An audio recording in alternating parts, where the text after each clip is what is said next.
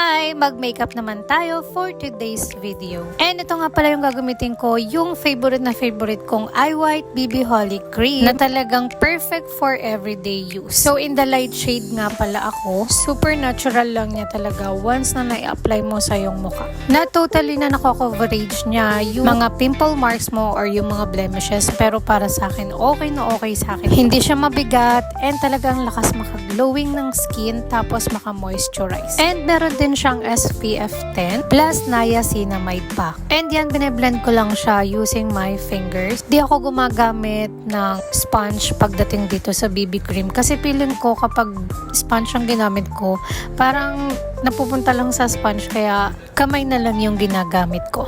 At namamanage ko din kung alin pa yung gusto kong lagyan para ma-cover up yung mga acne scars ko. So yan, blend-blend ko lang hanggang maging pantay na siya.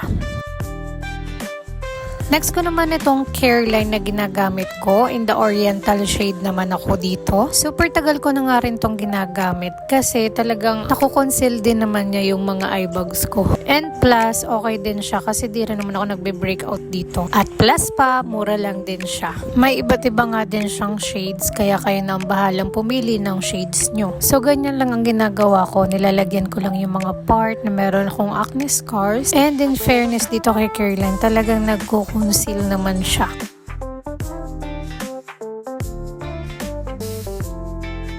And after that, magagamit naman ako dito ng sponge para ma-blend ko siya ng maayos and hindi rin siya mag-cakey sa aking under eye.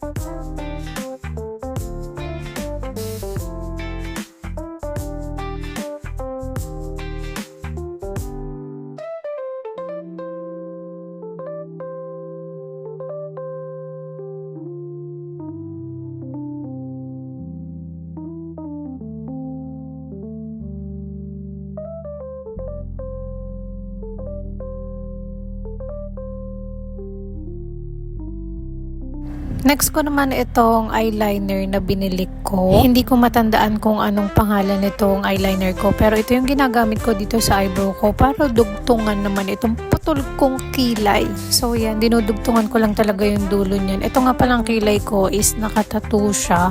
So hindi ko talaga nabetan yung gawa sa akin kasi nga putol nga. And wala na rin talaga akong time na ipaayos siya. So sana soon mapaayos ko din yung kilay ko para pagkagising mo, 'di ba, yung talagang woke up like this.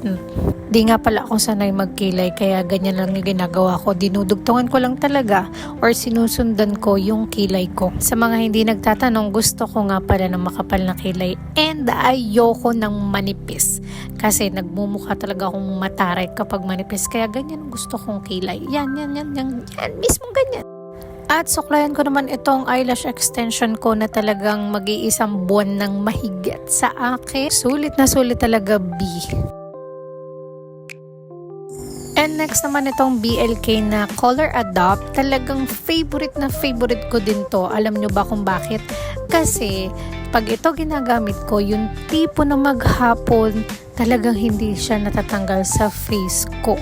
And ito pa, kapag naligo na ako and magto-toner na ako, which gagamit ako ng bulak, aba, pagdating ko doon sa bulak, meron pa rin siyang blush. Iba ka talaga, BLK. Ikaw na, ikaw na.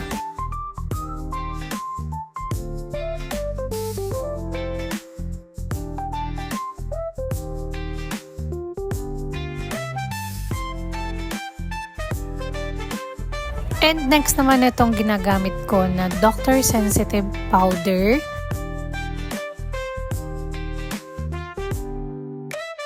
So, ilalagay ko muna siya dito sa under eye ko para ma-absorb siya at hindi muna siya mag-cakey. And then, ibabrush ko yan later on. And next ko din itong aking sa noo kasi nga talagang napaka-oily niyan.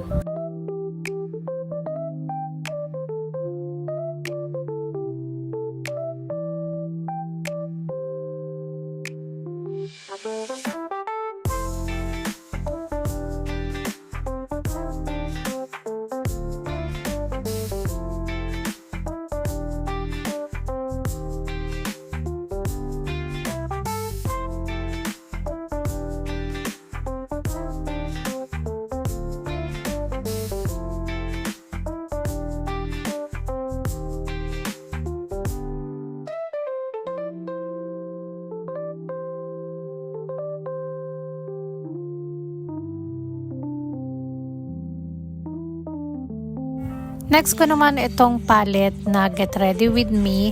And ang gagamitin ko lang dito is yung pang contour. Ito yung part na yan. So, meron tayong brush na pang contour yan. Diyan ako naglalagay sa may jawline ko. Para naman, 'di ba, magkaroon tayo ng jawline kahit puro taba na yan, girl. And pati din dito sa ating cheeks kasi nga sobrang laman yan, B. Oh, may nagbago ba? Wala naman.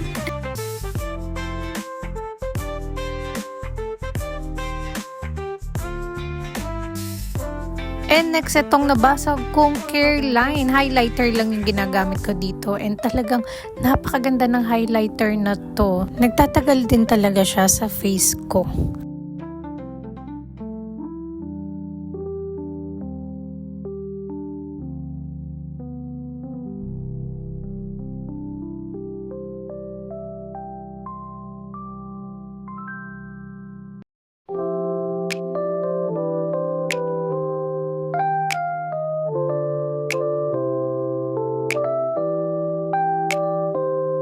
Next naman, itong Bare and Bliss na lip gloss siya. And hindi ko alam yung shade nito. So, maganda din to kasi natural lang din yung kulay sa akin.